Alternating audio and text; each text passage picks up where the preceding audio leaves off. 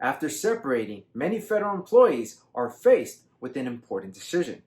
Should they leave their money in the TSP or transfer it to an IRA?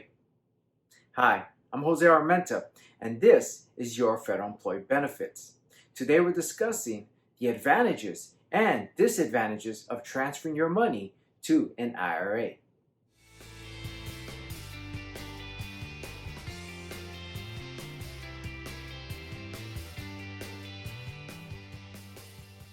The first advantage of transferring your TSP to an IRA is that usually IRAs have far more investment options than the TSP. And IRA providers often offer additional services, ranging from full brokerage services like financial planning to DIY education and support. Now, any additional support or services likely comes with some additional costs, so just be aware of any fees. Another advantage, and likely the most important, is the withdrawal flexibility of the IRA, because the major shortfall of the TSP is its withdrawal limitations. And in fact, if you meet some basic criteria, mainly being age 59 and a half or older, you can pretty much withdraw from your IRA in any way you would like. Now, that isn't the case with the TSP.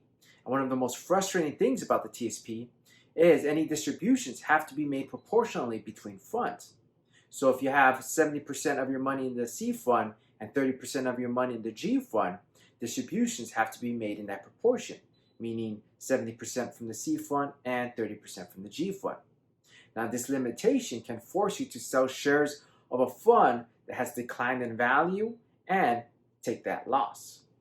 The last advantage of moving your TSP to a IRA is avoiding required minimum distributions, or RMDs. So, federal employees who have a Roth TSP must take required minimum distributions, RMDs, at age 72 if they're not working. Now, that isn't the case with a Roth IRA. So by moving your Roth TSP to a Roth IRA, you can avoid the RMDs. Now, the first disadvantage of moving your TSP to an IRA is the broad investment options. Yes, I know that this was an advantage, but it can be a disadvantage if you don't have the education or the inclination to create a diversified portfolio. And in fact, many people regard the simplicity of the TSP as a major benefit, because it's hard to screw up just creating a portfolio of 5 funds. It's a lot easier to screw up your investments when you have all the options in the world. The next disadvantage of moving your TSP to an IRA is the possible conflict of interest.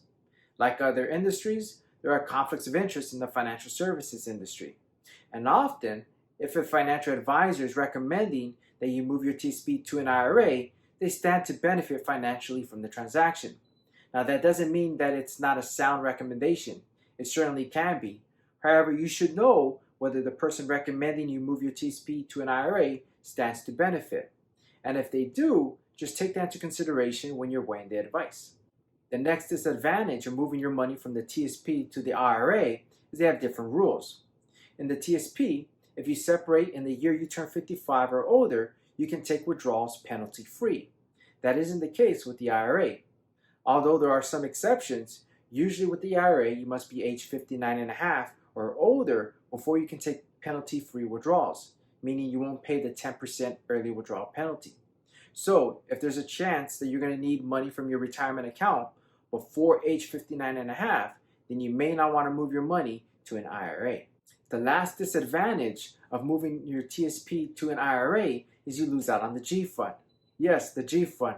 I know it's not exciting, but boring can be good when it comes to investing, and this is no exception. The G fund allows you to earn a rate of return similar to long-term government securities with the risk of short-term government securities. So you get the best of both worlds, and you will find no equivalent in an IRA. The decision to stay put or move your TSP is a difficult one, and there is no right or wrong answer. It simply comes down to your preferences. If you prefer a hands-off, simplified approach, or you might need your money before age 59 and a half, then the TSP is probably the right account for you. On the other hand, if you want more withdrawal and investment options, or you want your account managed, then an IRA is probably better. Either way, evaluate your options and make sure that your decision is in line with your long-term retirement plan. I hope you found this video useful. If you did, please subscribe and check the links below for additional resources. Until next time, I'm Jose Armenta. Take care.